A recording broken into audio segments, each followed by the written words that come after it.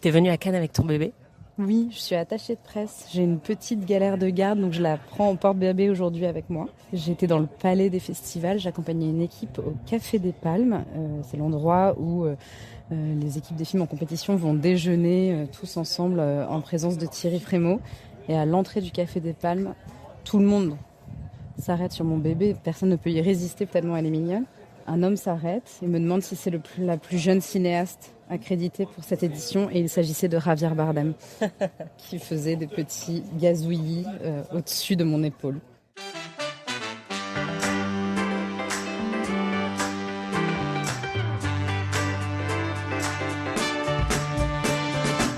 Anaïs se fait des films. Se fait quoi ? Anaïs se fait des films. Qui se fait des films ? Anaïs se fait des films. Salut tout le monde et bienvenue dans ce nouvel épisode d'Anaïs se fait des films, le podcast qui vous emmène dans les coulisses du Festival de Cannes où tout le monde se souhaite bon courage au moins 45 fois par jour. Vous savez, moi, je crois pas qu'à Cannes il y ait de bonnes ou de mauvaises situations. Moi, si je devais résumer ce festival aujourd'hui avec vous, je dirais que c'est d'abord des rencontres. Bah oui, si un festival de cinéma ne consistait qu'à regarder des films, on pourrait faire ça à la maison en fait, et on n'irait pas s'emmerder à faire 6 heures de train et négliger le bon fonctionnement de nos organes vitaux pendant des jours. Si on aime venir à Cannes, c'est aussi parce que c'est un lieu où l'on peut faire des rencontres complètement folles.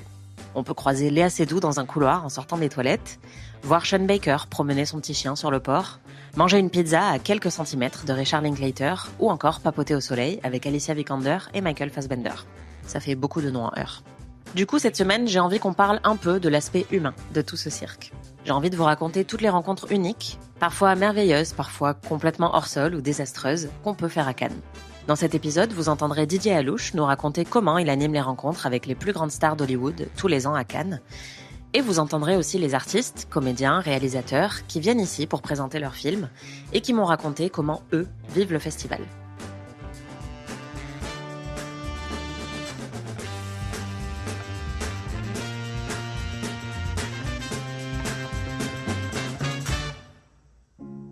Un festival de cinéma, c'est une expérience collective.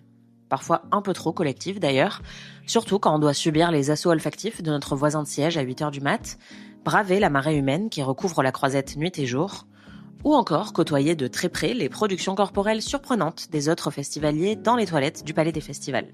Oui, nous en sommes à 2 minutes de podcast et nous avons déjà atteint le point caca. Désolée, je suis fatiguée. Point cacane ? Non. Et puis Cannes, c'est surtout le lieu de convergence de tous les artistes, émergents comme méga célèbres, qui viennent présenter leurs films et parler de cinéma. À ce stade, je pense que vous avez une bonne idée de ce à quoi ressemble l'expérience du festival pour moi. Mais comment est-ce que les acteurs, les cinéastes, les scénaristes invités vivent la folie cannoise ? Eh bien, figurez-vous que les artistes sont des festivaliers comme les autres. Ok, on n'a pas tout à fait le même budget maquillage, le même emploi du temps ou le même niveau de confort, mais en fait, leur agenda aussi est millimétré, leurs nuits sont courtes, leur niveau de stress parfois assez élevé, et comme nous, ils ont surtout envie de voir des films et d'en parler. Ces derniers jours, j'ai pu rencontrer les équipes de plusieurs films, dont beaucoup venaient pour la première fois ici, et je vous laisse écouter ce qu'ils m'ont dit sur leur expérience du Festival de Cannes. Je suis arrivé, j'ai ouvert la porte de mon taxi, il y avait Peter Jackson en face de moi. J'étais tremblant pour aller récupérer la clé de ma chambre, qui n'était pas prête, donc ça m'a bien fait redescendre sur terre. Alex Ramirez, Jérémy Gillet et Shirley Soignon, voix du film d'animation Jim Queen, présenté en séance de minuit. Toi, t'as eu une pancarte, Peter Jackson. Ouais. Moi, j'ai pas eu de pancarte, j'ai vu Julien Lepers. Qu'est-ce qu'on fait? T'as vu Julien Lepers? T'es dans le même trail. Il était en seconde, j'étais en mode, okay. On est en galère, frère. Putain, entre le premier et le troisième rôle, il y a vraiment un monde. Et tu manges pas, toi, t'as pas nourri. Et du coup, vous restez quelques jours, donc vous avez le temps, en plus de la promo, de voir peut-être d'autres films, de on aimerait, ouais. Moi, j'avais demandé des places pour celui de Nicolas, le réalisateur de Drive, mais en vrai, on m'a dit non, c'est booké, c'est mal. Ouais, ça va être chaud. Ouais. Et donc, je suis un peu entre eux. J'ai pas envie de devenir fou avec, il faut à tout prix que j'aille à cette soirée, nanana. Et en même temps, il y a plein d'amis qui sont là, qui taffent, et peut-être dire venez, on se capte, et se laisser aussi porter par le flow, parce que c'est justement quand tu sors du côté calé, moi ça peut vite me faire paniquer il faut aller à telle soirée, et pourquoi je suis là et pas là. Et je vais essayer de me détendre. Il y a un petit côté Avignon, quoi. Et puis j'ai l'impression que dans ce festival, t'as la FOMO où que tu sois. Où que tu sois, t'as l'impression qu'il y a une autre soirée qui est peut-être mieux, qui est peut-être plus importante, qui est peut-être plus intéressante, j'en sais rien. It's like the most prestigious event. Yeah. I'm sitting here speaking to you in this beautiful area, like it's a perfect day. Just had a croissant. A.J. Dungo, auteur de la BD In Waves, dont l'adaptation a fait l'ouverture de la Semaine de la critique. I just can't believe it. Like, I think leading up to this moment, I'd been in conversation about this possibly being a reality. Maybe it'll come out one day. And it didn't hit me till I was like on the plane, then stepped off the plane and then saw this happening. And then it really started to sink in that it's real. Like, it's not an elaborate prank that they've all pulled on me to like kind of build me up. It's really cool to be here. It's really an honor. I know what it means to so many people to be included. So the fact that we're here and we got to open the festival is like such a great honor. Yeah, and the reception is great so far. So I think that must be. I mean, it's all good. A bonus. I think like when I was asked to make the book, that was a beautiful thing. When we got to be a couple, like that was enough for me. But like everything since she's passed away has been nothing but it's like joy compounded, you know, like it's just like only good things that have been coming. And the most bittersweet aspect of this all is she's not here to see how much people love her and can connect to her and how much she's inspired so many of us across countries and across everything. So yeah, it's really unbelievable to be here.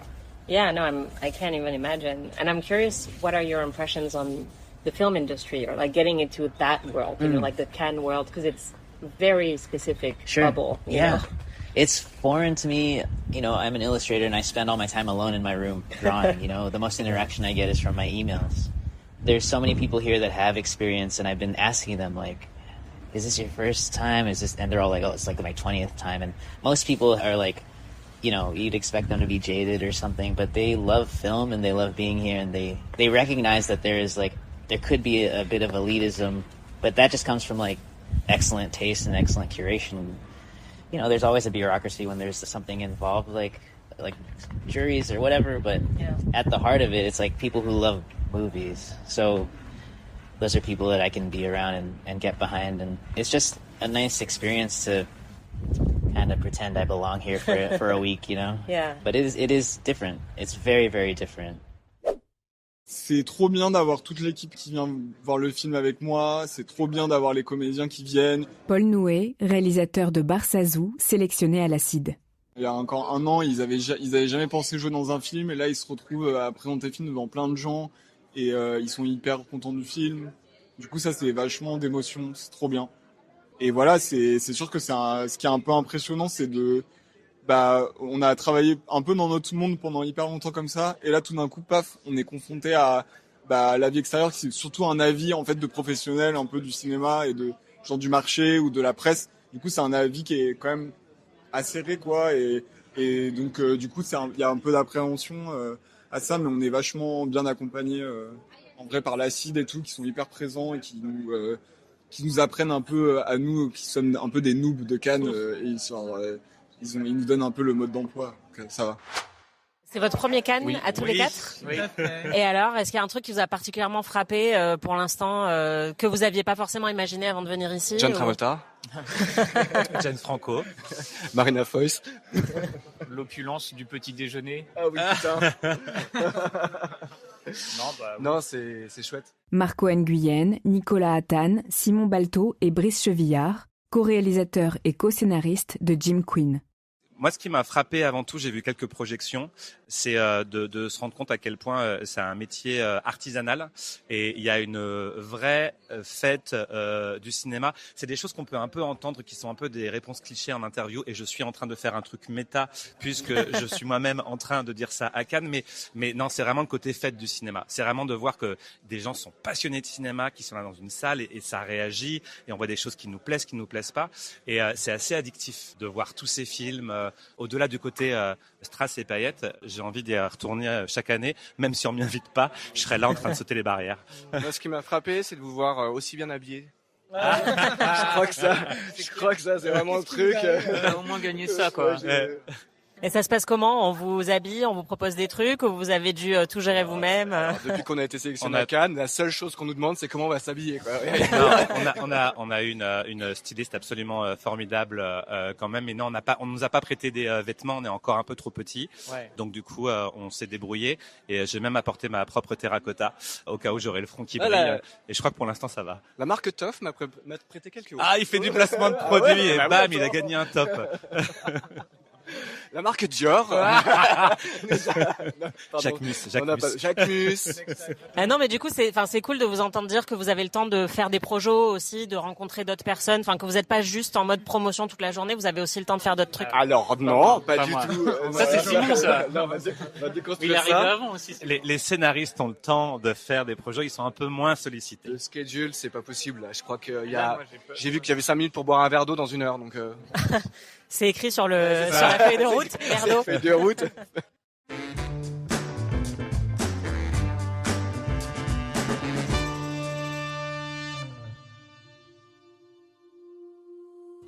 Vous l'avez peut-être remarqué, en ce moment, l'intelligence artificielle s'immisce de plus en plus dans nos vies et dans le monde du cinéma, y compris à Cannes, où de plus en plus de producteurs, acteurs et cinéastes en assument entièrement l'utilisation.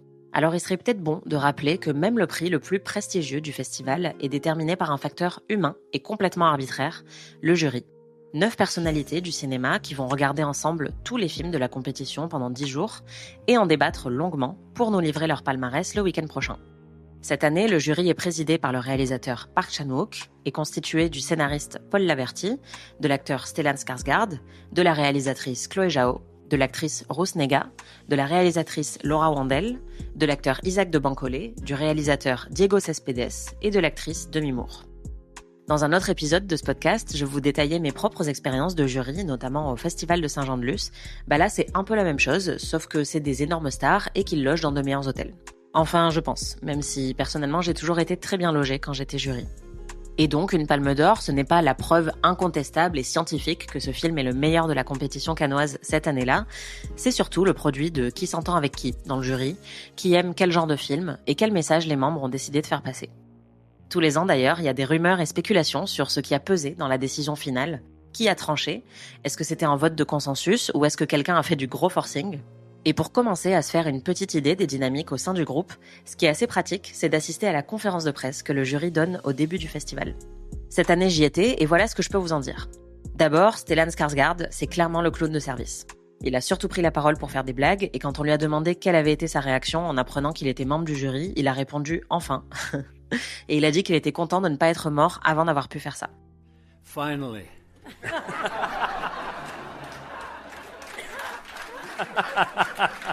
Was my first reaction, and I was so relieved because I didn't die before I got the invite.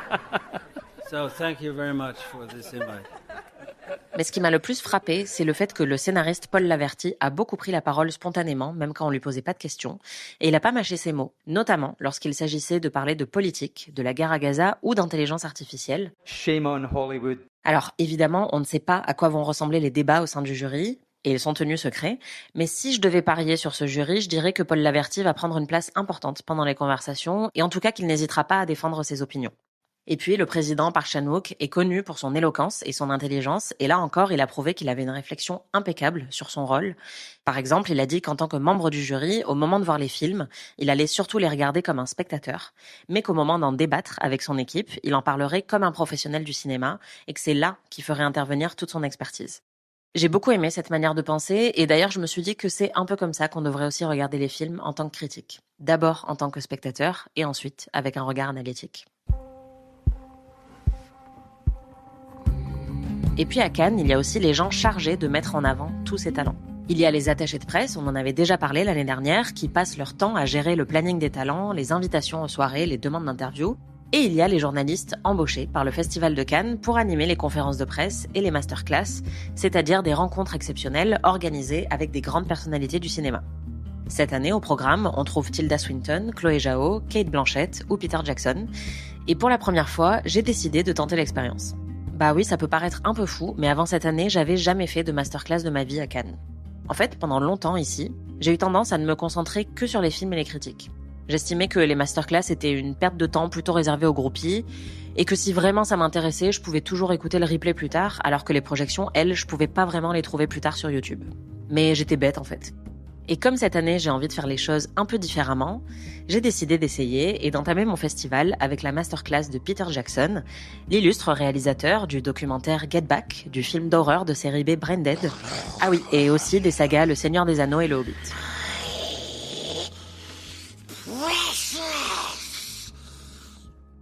Et je sais que ça va beaucoup vous surprendre, c'était passionnant.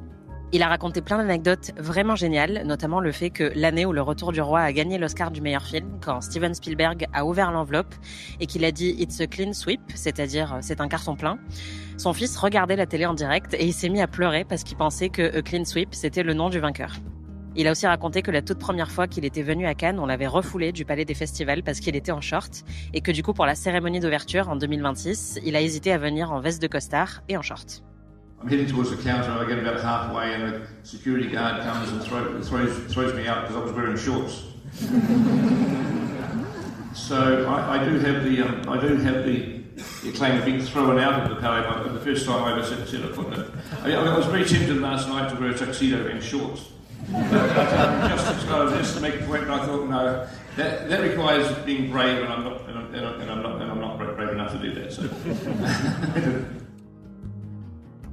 Et puis, il a parlé de technique, notamment des scènes de bataille dans Le Seigneur des Anneaux, et le fait que, pour ne jamais perdre de vue l'aspect humain, même dans un combat épique, tous les 3 plans, il revenait à un personnage qu'on connaît, pour qu'on soit jamais perdu.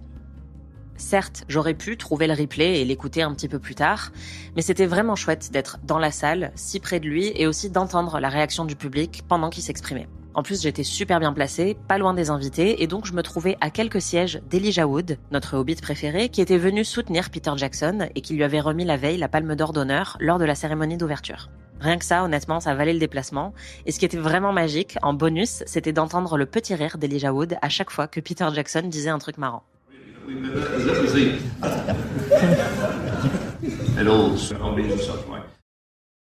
Et puis, ce qu'on ne peut pas forcément faire quand on se contente de regarder le replay, c'est poser des questions, alors que pendant une masterclass, le public peut interagir avec la personnalité présente. D'ailleurs, mon amie Chloé, que vous connaissez maintenant très bien, a posé une question à Cate Blanchett lors de sa masterclass. Elle lui a parlé de Carole, qui est un de ses films préférés, et la réponse de Cate Blanchett a été reprise partout sur les réseaux sociaux, dans les médias, et je pense que Chloé était très contente d'avoir pu faire ça en direct.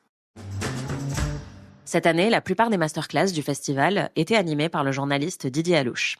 Alors je lui ai demandé de me parler de son boulot, comment il se prépare à discuter pendant 2 heures avec certaines des plus grandes stars mondiales et ses meilleurs souvenirs de rencontres à Cannes. Didier, donc ça fait 40 ans que tu viens à Cannes ? Alors oui, ça fait 40 ans que je viens à Cannes, mais c'est pas mon 40e festival, puisqu'en 2020, il n'y avait pas de festival, donc c'est mon 39e, donc je ne suis plus si vieux. Donc tu es encore très très jeune. Faut dire que j'ai commencé à 8 ans. Hein. Bravo, et tu le fais si bien. Tu es chargé de plein d'événements à Cannes depuis plusieurs années. Tu animes des masterclass et tu animes certaines conférences de presse. C'est quoi le plus dur entre les masterclass et les conférences de presse niveau taf ? Oh, c'est les masterclass, de très très loin. Les conférences de presse, c'est pas moi qui fais le boulot, c'est les journalistes. Moi, je suis là. Le boulot dans les conférences de presse, il est assez simple. Quand c'est un gros groupe, l'animateur, le modérateur est là pour 2 choses. La première chose, c'est de faire en sorte que tout le monde parle. Ouais. Parce que, bien entendu, comme tu l'as vu ce matin à la conférence de presse du jury, on pose surtout des questions aux stars. Moi, mon job, c'était de faire parler tout le monde. Donc, au début, j'ai posé une question à tout le monde et tout le monde y a répondu. Donc, Rousnega, qui n'a eu aucune question, a quand même pu répondre à une question au début. C'est une question, à mon avis, de politesse et de respectabilité des gens qui sont là. Donc, ça, c'est mon premier boulot. Le deuxième boulot, c'est de distribuer les questions, tout simplement, de faire en sorte que ce soit juste et équilibré parmi les gens dans la salle, que l'on passe à droite, à gauche de la salle, qu'il n'y ait pas de place plus favorisée que d'autres, qu'il n'y ait pas de journalistes plus favorisés que d'autres. On fait en sorte que si la veille, un journaliste a posé 4 questions, bon, on ne va pas lui redonner la parole le lendemain. Et puis aussi de combler les trous, parce que des fois, il y a des questions et d'autres fois, il y en a pas. Donc, quand il y a des trous, c'est moi qui pose des questions. Et voilà, donc évidemment, j'ai vu les films. Évidemment, je connais les gens avec qui je parle. Évidemment, avant de venir, j'ai lu... alors, rapidement, mais j'ai lu quand même toutes les fiches Wikipédia, vite fait, quoi. J'ai pas étudié à fond. Mais quand même, je sais qui est à côté de moi. Et puis après, en général, j'ai quand même vu quelques-uns de leurs films. Cette année, tu vas animer combien de masterclass ? Cette année, j'anime 3 masterclass. Peter Jackson, Cate Blanchett et Tilda Swinton. Et alors là, on passe à autre chose. Tu me demandais quel travail est le plus difficile entre une conférence de presse et une masterclass? C'est le jour et la nuit. C'est-à-dire que une conférence de presse, ça se prépare en 1 heure. Une masterclass, ça se prépare en 1 mois. Et je dirais minimum. Parce que moi, je repars du début. C'est-à-dire que je revois tous les films, si je peux, si j'ai le temps. Et généralement, les gens qui font des masterclass en ont fait quelques-uns. Et généralement, les gens qui font des masterclass en ont fait quelques-uns, ou alors des très longs, comme Peter Jackson, là, qui quand même c'est 4 heures par Lord of the Rings, donc ça t'en fait 6 x 4, 24. J'ai passé une journée avec des elfes et des et des orques, mais c'était un bonheur absolu. Donc je revois tous les films. Ensuite, ça c'est la première étape, en prenant quelques notes, mais pas trop. Je préfère enregistrer dans ma tête. Et ensuite, alors si j'ai vraiment le temps, j'essaye de me trouver des bouquins d'entretien, des bouquins d'analyse, trucs comme ça, qui me donnent des idées. Et à partir de là, je m'assois, je prends une vraie journée entière où je regarde mes notes et j'écris mes questions. À la fin de la journée, j'ai une 60aine de questions. Wow. Je vais me coucher et je reprends ça le lendemain et j'écrème. L'objectif, c'est d'en avoir combien pour la masterclass? 10 minimum. C'est 10 tout questions minimum, mais alors des questions longues, c'est-à-dire que dans chaque question, il y a 4-5 questions. Parce que le truc, c'est que en général, si le talent accepte, je veux ouvrir mes masterclass au public, parce qu'ils ne sont pas là pour m'entendre poser des questions, ils veulent aussi parler au talent. On fait en général ça à Cannes, si le talent l'autorise. En général, je fais 3/4 d'heure d'entretien plus une demi-heure de questions du public. Toutes les questions du public sont pas géniales, ils bossent pas, c'est pas leur boulot. Donc, on va plutôt sur des gens qui sont des étudiants, qui ont besoin de poser des questions pour, s'ils sont des étudiants en mise en scène, au réalisateur ou en acting ou en acteur, pardon, en comédie plutôt. Je vais vers les jeunes, moi en général, j'aime bien donner la parole aux jeunes. Ça crée des jolis moments en général. Une masterclass, c'est un moment extraordinaire. C'est-à-dire, tout peut arriver. Moi, je prends un pied, mais monstrueux. Oui, je bosse comme un taré, mais ça vaut le coup, quoi, parce que quand il se passe ce qui se passe avec, je sais pas, moi, Javier Bardem ou Meryl Streep, mais c'est extraordinaire. Javier Bardem, ça devait durer 3/4 d'heure, ça a duré 2h30. Ça a fini en concert rock. Il était en t-shirt, il était en tricot de peau sur la scène, en train de danser avec les fans qui prenaient des selfies. C'était extraordinaire. Meryl Streep, elle m'a lavé les cheveux pour refaire la scène de Out of Africa et je me suis pris pour Robert Redford. J'ai fait George Lucas ici, j'ai fait Tom Cruise. On a fait la surprise à Mike Quarry en faisant arriver Tom Cruise sur scène. Il se passe des moments extraordinaires. Moi, c'est un pied monstrueux. C'est pour ça que je fais ce métier. Tu te rends compte, on fait des interviews de 2 heures. Quoi. C'est le pied absolu. Quoi. Ça n'arrive jamais. C'est ce dont tout le monde rêve dans notre boulot. Quoi. Voilà, quoi. Si ça s'arrête demain, j'aurais fait ça. Ouais. C'est quoi ta plus grande émotion en masterclass? Alors, j'en ai connu beaucoup d'émotions en masterclass parce que, comme je te dis, ça va jamais vraiment là où t'attends. Tu prépares tes questions, mais en général, tu les poses pas, ou t'en poses peu, ou tu pars sur autre chose. Et je me souviens d'un moment où j'ai fait Steve McQueen, le réalisateur Steve McQueen. C'est pas génial. Ça commençait, c'est un peu froid. Il n'est pas très chaud comme personne en général, donc c'était un petit peu bizarre. Et je dis, bon, ça se passait bien quand même, hein, ça allait, il parlait. Puis tout d'un coup, on se met à parler de la scène en plan séquence de conversation dans Hunger, tu sais, avec le curé, avec le prêtre. Ouais. Et moi, je trouve que c'est une scène fascinante. Et je lui explique pourquoi. Cette scène m'a fasciné, parce que pour la première fois, je voyais une scène de dialogue qui n'était pas coupée comme il le fallait, un truc qui complètement désobéissait à tous les ordres que j'avais admis. Et en plus, elle a un signifiant extrême, quoi. C'est le moment où le personnage devient plus que l'opposant politique, où il devient un vrai être humain et il confronte à la fois ses croyances avec le monde. Enfin bon, c'est une scène extraordinaire. Et je lui explique tout ça, longuement. Je sais pas pourquoi, je pars sur une question de 2 minutes 30. Et là, le mec, il me regarde et ah ouais, ok, on y va. Et la réponse, elle faisait 10 minutes, c'était extraordinaire, c'était un cours. En fait, il fallait qu'il comprenne un peu aussi qui il avait en face. Je crois que le but de tout entretien, pas seulement les masterclass, c'est qu'elle devient bien si elle devient personnelle. Si on rentre dans le truc qui nous émeut le plus, qui nous touche le plus, qui nous étonne le plus, qui nous fait le plus rire aussi peut-être, pourquoi pas. Mais ça, je l'ai compris ce jour-là, mais je l'avais compris avant, mais je sais pas pourquoi j'étais pas allé plus vite. Il m'impressionnait un petit peu, Steve McQueen quand même. Bah, je comprends, il est intimidant. En plus, il est balèze. Ouais. Et donc, du coup, j'y suis allé et c'était vraiment merveilleux, quoi. Et là, pareil, ça devait durer 3/4 d'heure, on a fait 1h30. Du coup, tu dois t'adapter toujours à la personnalité, en fait, de la personne que tu vas interviewer. Partout, on s'adapte tout le temps, sinon on n'est pas des bons journalistes. T'es pas là à poser tes questions. Si tu poses tes questions mot pour mot, c'est que c'est pas une bonne interview.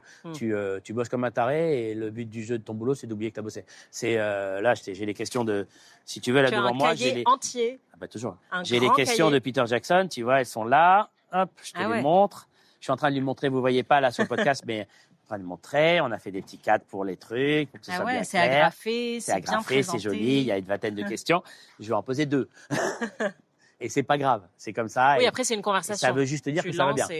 Si j'arrive à poser ces questions, c'est qu'il y a un problème. Ouais. Et voilà. Et puis il y a aussi des fois où les talents parlent. George Lucas qu'on a fait l'année dernière, me semble-t-il. Pareil, j'avais préparé ma question, mais le monsieur, il répondait à 4 questions à chaque question. C'était génial aussi. Puis c'est Georges Lucas, quoi. C'était génial. Bah ouais. C'était extraordinaire. Donc j'ai vécu je vis de très belles choses en faisant ces masterclass-là. Et alors, ta plus grosse galère en masterclass, ça a été quoi? Ah, c'est très simple. C'est Donald Sutherland. Pourquoi? Au Festival Lumière. Parce qu'on lui avait pas dit qu'il y avait une masterclass, qu'il n'avait pas envie d'être là, et que je ne sais pas pourquoi, il n'avait pas envie d'être là. Et du coup, il tirait la gueule pendant tout le truc? Il n'a pas tiré la gueule, mais il répondait super court aux questions. Il n'avait pas envie d'être là. Ouais. Et donc, comme il n'avait pas envie d'être là, j'ai abrégé, on a fait une demi-heure. Et voilà. Mais sinon, j'ai vécu tellement de moments extraordinaires. Frances McDormand, à Lyon, toujours, c'était un des plus beaux moments de ma vie tout court, quoi. C'est pas juste de ma vie professionnelle. Elle était merveilleuse. Et comme en plus, là, je traduisais et que moi, j'arrive pas à traduire froid. Quand je traduis, je joue. C'est-à-dire, je refais la façon dont elle le dit. Et elle me dit, vous voulez pas être acteur? Je lui ai dit, vous me prenez dans le prochain film de votre mari? Elle me dit, je vais lui poser la question. J'ai jamais eu de coup de fil. Ah, merde. Merde. Bon, il est encore temps, hein? Il est jamais trop tard. Et si jamais tu tombes hyper malade, juste avant de faire une masterclass, genre t'as le nez qui coule, tu tousses... Tu veux dire comme aujourd'hui? Ce n'est pas du tout une question dirigée. On n'est pas malade pendant les masterclass. C'est un truc de fou. Tu dois annuler ton corps. Il n'existe plus. C'est un truc bizarre. Enfin, moi, en tous les cas, je sais pas si c'est pareil pour les autres. Quand je rentre dans un truc comme ça, pas juste les masterclass, même les conférences de presse, je pense plus à moi. Je n'existe plus. Je suis dans le boulot. Meryl Streep, je fais la masterclass, j'ai 42 fièvres. Putain. Je suis revenu, je sors de l'avion, j'avais attrapé la crève, et c'était le deuxième jour, donc le plus hard. C'était pas juste le nez comme aujourd'hui, c'était la totale. Et quand je suis arrivé, j'étais vraiment crevé, quoi. Je me drogue à mort, je dors comme un fou, je veux plus voir de film. Tu te drogues, précisons, je prends de des manière médicaments, légale. Plus ou moins. Et j'arrive à la conf de presse et c'est merveilleux. Et j'oublie tout, je sors de la conférence de presse, on discute un petit peu avec Meryl Streep, qui est charmante, le garde du corps était un petit peu en retard, donc on se retrouve tous les deux en coulisses. Elle me demande des nouvelles de mes enfants, ils vont à quelle école, et je lui dis, et vous avez... Oh, moi je suis grand-mère, blablabla. Et voilà, sympa, petite discussion pendant 20 minutes, le garde du corps était vraiment à la bourre, donc... Et voilà, et puis je rentre à l'hôtel et je m'écroule. Ah bah ouais. Et je ne suis plus sorti jusqu'au lendemain, il était 4h d'après-midi, j'ai dormi jusqu'à 8h le matin. Wow. Mais il y a un truc, je sais pas, je pense que tout le monde comme ça, quoi. Quand on a un truc qui nous tient à cœur à faire, on s'annule et on pense qu'à ça, quoi. Ouais, bien c'est sûr. pas bien, hein, c'est pas la bonne idée. Quand non, on mais est malade, c'est l'adrénaline on doit aussi soigner, du travail. mais il y a l'adrénaline et je pense à fond, qu'on aime, enfin, quand on fait ce boulot, c'est aussi parce qu'on aime un peu l'adrénaline. Je pense que même mort, j'aurais fait l'interview de Meryl Streep. C'est clair. Ouais. Puis surtout, si elle peut te laver les cheveux, c'est encore mieux, quoi. Laver les cheveux d'un cadavre, c'est moyen. Et du coup, tu sais combien de temps à l'avance, parce que tu disais que c'est beaucoup de préparation, combien de temps à l'avance tu sais que tu vas devoir faire la masterclass? En général, je le sais, Thierry m'appelle, enfin le festival m'appelle un mois et demi avant, à peu près. Okay. Mais il arrive qu'on le sache très tard aussi. C'est-à-dire qu'il y a des annulations, je dois remplacer, il n'y avait rien qui était prévu, etc., ou je le sais une semaine avant. Et là, c'est beaucoup plus difficile. Moi, j'aime pas ça. Donc là, tu as intérêt à bien connaître la filmographie. J'aime pas ça. C'est-à-dire que si jamais vous venez à une de mes masterclass et qu'on n'est pas dans le détail du film, ça veut dire que j'ai pas eu trop le temps de le préparer. Mais heureusement, il y a plein d'autres choses à aborder avec ces gens-là. En général, ce sont de grands artistes, ce sont des gens qui ont des carrières phénoménales, qui ont un métier qu'ils adorent et qu'ils font à très très haut niveau. Donc déjà, leur faire parler de ça, de leur métier et de comment ils l'abordent, il y a de quoi largement tenir 1h30. Une erreur que tu ne reproduiras plus jamais au Festival de Cannes. Un truc qui t'a vraiment mis dans la sauce et tu t'es dit, ok, ça c'est bon, je le ferai pas. Répondre aux questions d'Anaïs? Non, je peux pas.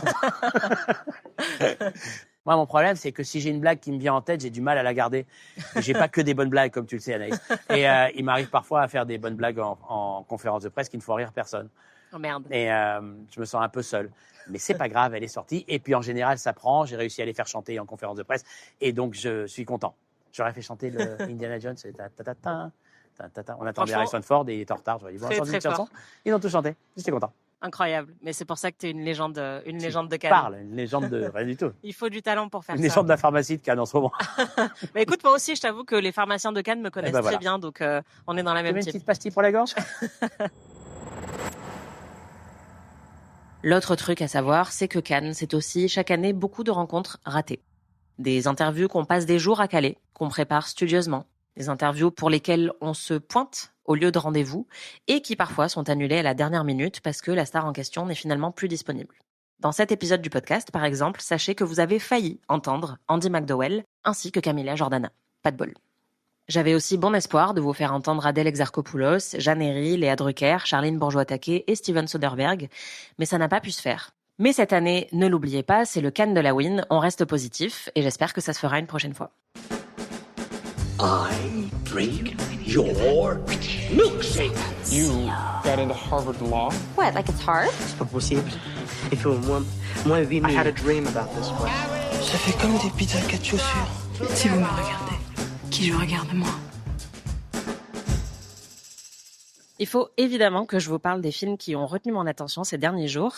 Déjà, dans la section Cannes Première, il y a Si tu penses bien, un film réalisé par Géraldine Nakache avec Monia Chokri, sur une femme coincée dans une relation d'emprise avec son mari qui est joué par Nils Schneider. Selon moi, la spécificité la plus intéressante du film, c'est que les deux personnages sont juifs et que la foi va à la fois servir d'un refuge pour l'héroïne, mais aussi d'outil de coercition pour le mari. C'est un film avec une mise en scène nerveuse, assez anxiogène, mais plein de nuances dans son écriture qui décrit très bien les mécanismes insidieux de l'emprise, la manière dont ça pourrit les rapports avec l'entourage, avec le boulot et la difficulté qu'on peut avoir ne serait-ce qu'à réaliser qu'il y a un problème avant même d'envisager de partir. J'ai eu la chance de rencontrer Géraldine Nakache et Monia Chokri à Cannes. Vous pourrez retrouver notre entretien dans un article que je vais publier sur slate.fr, mais je voulais vous donner un petit aperçu de ce que la réalisatrice m'a dit sur son film. Ce que j'ai adoré aussi dans le film, c'est tout l'aspect professionnel de l'héroïne et à quel point ça va être bouffé par cette relation. Pourquoi c'était important de montrer aussi le cadre professionnel et pas juste l'intime? Parce que ce qui est important pour moi, c'est de raconter aussi que ça arrive pas qu'aux autres et qu'il y a plein de femmes dites indépendantes qui gagnent leur salaire, qui ont de quoi se payer un loyer, qui ont un point de vue sur la vie, des amis, une famille entourante, peuvent se retrouver dans ces situations-là. Ce qui m'intéressait aussi, c'était donc de faire des femmes qui peuvent avoir une vie sans avoir besoin de qui que ce soit. Et après, le métier choisi, c'est un métier de collectif, ça m'importait aussi, et un métier qui te permet aussi de t'éloigner de la cloche sous laquelle elle est mise. Et même avec ces profils-là, de ces femmes qui ont l'air d'être dites fortes, là, tu sais, on dit elle est forte. C'est d'ailleurs pour ça que j'ai choisi Monia. Elle a la personnalité, elle est indépendante, puis même elle est quelqu'un, Monia. Elle a un port de tête. C'est pas une petite chose fragile qui s'envole avec un coup de vent, quoi.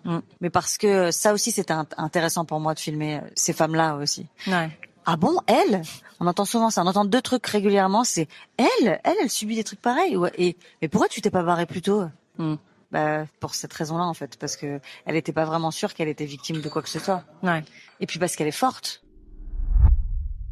Du côté de la compétition, on vient de passer le premier week-end et c'est généralement là, à mi-parcours, alors que l'affluence est à son pic, que se trouvent les plus gros bangers. Et effectivement, ce week-end était programmé un de mes plus gros coups de cœur de la compétition, Garance de Jeanne Herry. Jeanne Herry, c'est une réalisatrice que j'admire beaucoup, qui avait fait Pupille et Je verrai toujours vos visages. Et dans Garance, c'est Adèle Exarchopoulos qui incarne une comédienne très cash, avec un excellent sens de l'humour, une personnalité très attachante, et qui a, pour reprendre un euphémisme très populaire en France, un problème avec l'alcool. Au début, ça semble assez léger, mais ça va impacter de plus en plus sa carrière, sa vie, sa santé. Et puis au milieu de tout ça, elle va rencontrer une femme, jouée par Sarah Giraudot, dont elle va tomber amoureuse, alors que jusque-là, elle était a priori hétéro. J'ai vraiment aimé la manière dont le film traite la question de l'addiction. Je trouve qu'il n'emprunte pas du tout les passages obligés qu'on a l'habitude de voir dans ce genre de récit. Par exemple, à aucun moment, sa meuf ne va l'antagoniser par rapport à sa consommation d'alcool. Elle lui laisse son espace et sa responsabilité sans la juger. Et je dirais que c'est la même attitude que le film adopte par rapport à la relation de ces deux femmes. C'est-à-dire qu'à aucun moment, il n'est question de coming out ou de remise en question identitaire. Garance se met avec une femme et puis c'est tout. J'ai vraiment adoré le fait que c'est un film qui est queer sans forcément attirer l'attention là-dessus et encore une fois en évitant beaucoup des passages obligés qu'on aurait dans un récit qui aborde des thématiques similaires. J'ai aussi l'impression que c'est assez rare de parler non seulement comme ça d'addiction, mais d'addiction au féminin, avec toutes les spécificités que ça implique et notamment les mises en danger. Et puis c'est aussi un film très drôle, avec des dialogues que certains trouveront très écrits, mais pour moi perso, c'est une qualité et pas un défaut. Bref, Garance, c'est vraiment génial et ça fait déjà partie des films que j'ai envie de revoir. Et puis on a fini le week-end en beauté, dimanche soir à 22h, avec ma plus grosse attente de la compétition, Hope de Na Jong-in. J'avais très très peur d'être déçue parce que la hype était omniprésente parmi tous les gens que j'ai croisés depuis le début du festival. Et je vous rassure, chers amis, je n'ai pas été déçue. C'est un film coréen et ça démarre avec un flic qui découvre un cadavre de vache qui semble avoir été lacéré par d'énormes griffes et qui est disposé au milieu de la route. Évidemment, il se demande tout de suite quel genre de bête aurait bien pu faire autant de dégâts et on va le découvrir assez vite. Alors, je veux pas trop vous en dire, mais ce qu'il faut savoir, c'est que Hope, c'est un film d'action, agrémenté d'horreur et de science-fiction. Les influences sont partout. Perso, j'y ai vu un peu de Shining, un peu de Massacre à la tronçonneuse, beaucoup d'Aliens, un peu des Dents de la Mer, un soupçon de Nope de Jordan Peele aussi. Mais ce ne sont que des influences et je trouve que c'est un film qui conserve vraiment son propre style et sa propre identité. C'est aussi très très drôle. Et vous le savez peut-être, les Coréens aiment bien mixer les genres et les tons, mais le mélange ne prend pas toujours. Là, j'ai trouvé que c'était extrêmement réussi. Honnêtement, je pense aussi que c'était le meilleur truc à voir un dimanche soir en milieu de festival alors que la fatigue commence vraiment à devenir critique. Parce que c'est un film qui est juste épique, fun, pas particulièrement complexe intellectuellement, je le reconnais, et surtout qui a un rythme effréné. C'est simple, pendant les 2h45 de film, il y a quasiment aucun temps mort. On ne fait qu'enchaîner séquence d'action sur séquence d'action. Le film est en mouvement permanent, que ce soit en voiture ou à cheval. Le tout rythmé par une bande-son surpuissante. D'ailleurs, ça m'a forcément rappelé un petit peu Mad Max Fury Road, surtout sur l'effet que ça m'a procuré, l'effet physique très intense. Alors ok, il y a des moments un peu étranges, les effets spéciaux sont par moments un peu laids, mais honnêtement, les qualités du film surpassent largement ses défauts selon moi. Je pense aussi que Hope, ça va être un énorme succès en salle, en tout cas je l'espère, parce qu'en ce qui me concerne, je fais déjà la queue pour Hope 2. Et puisque dans cet épisode on parle de rencontres, j'ai déjà pu croiser plusieurs d'entre vous depuis le début du festival et vous imaginez pas à quel point ça me fait plaisir de vous voir et de vous rencontrer dans la vraie vie. Même quand je suis au bout de ma vie et que je suis à un niveau d'irritabilité extrêmement élevé à cause de la fatigue, vraiment ça me fait super plaisir et en plus je vous admire beaucoup parce que moi j'ose jamais aborder les gens que je reconnais dans la rue. Donc vraiment merci et bravo à vous et passez un bon festival. C'est la fin de cet épisode d'Anaïs se fait des films. On se retrouve très rapidement pour un nouveau crush et évidemment la suite du Festival de Cannes. Salut!